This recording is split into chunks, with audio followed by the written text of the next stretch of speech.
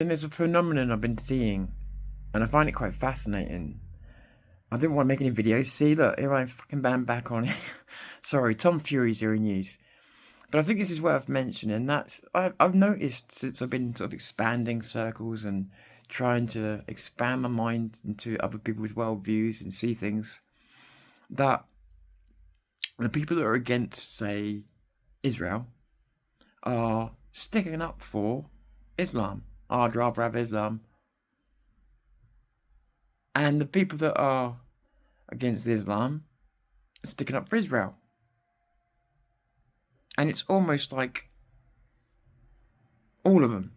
There's very few people that just say what I say, and that's couldn't give a fuck for either of them. They're both terrible. They're both really terrible in different ways, but in terms of for our country, they're both terrible. I'm not talking about the you know, not about it. Again, this gets into muddy territory if I'm not careful with my words. People would take it wrong. But in terms of governmental influence and stuff like that, Israel's a big problem. But then again, so is Saudi, America, and European Union and other places. But I find it fascinating that if you don't like Israel's involvement or Zionist involvement in our politics, why that would then cause you to defend Islam? I don't understand that.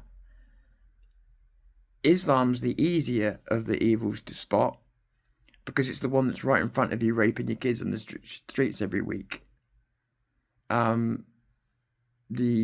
Israel and European influences are more political forces and security and monetary and stuff like that.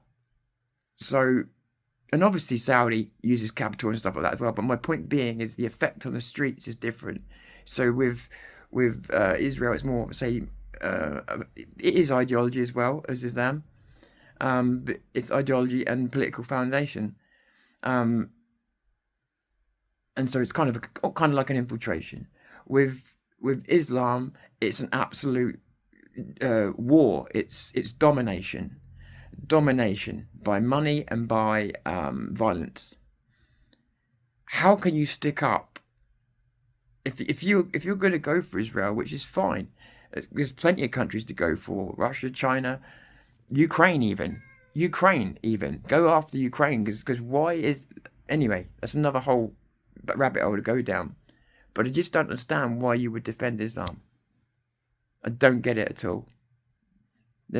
Some of the extreme people in Islam, some of the more extreme people in Islam are some of the most hideous people in the world, and especially coming from very specific countries that are on watch lists and stuff, because unfortunately in those countries the culture's gone about as bad as it can go, and the religion and the ideology has been taken to its absolute maximum extreme, and this is why you're generally not flying to these places for a holiday, because you might not come back alive.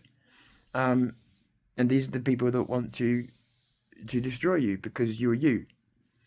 So I don't understand why anybody would be prepared to admit that, yeah, Ukraine, it's weird what's going on, why we're helping them. Yeah, we're being dragged back to Europe. That's not good. Israel's got itself embedded in us in ways it shouldn't have. That's not good. Islam's all right. What? What the fuck? No, it's not. Saudi's all right. No, it's not at all. And the results of it are on your streets every single day. I'm absolutely confused by that attitude. And what I see is, as we cross over, people who've come from different backgrounds, what we should be warning people about is all dangers, whether they're clear and present or not. All dangers.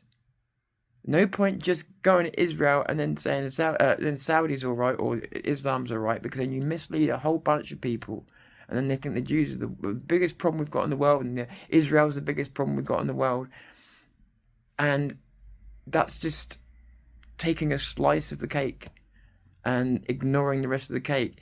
If you go and try and fix problems with Israel and you ignore all of the rest of them, then you will fix nothing. You will fix one problem and the rest will destroy you. So I just don't understand the people that've got the ability to slag it all off because they know it's all fucking corrupt. Don't. They pick sides when we should be picking our own side. If you really think about your own country first, that's exactly what you should be doing. And disavowing what Islam is doing to our country, what Saudi's doing to our country, what Israel is doing to our country, what even America is doing to our country, and what Europe is doing to our country. This is all, and China, all of this is what we should be firing at. But people want to pick favourites and play favourites, stuff like that. How does that help anything? We need to pull apart everything that is injuring us. And unfortunately, that's quite a few different organisations and countries and governments. Again, our country was sold off. This isn't just a case of voting it back. This is a case of trying to rip it back out of the world's hands. It's going to be a difficult task. And it's not made easier when people back sides that are dead against our country. Tom Fury, Zero News.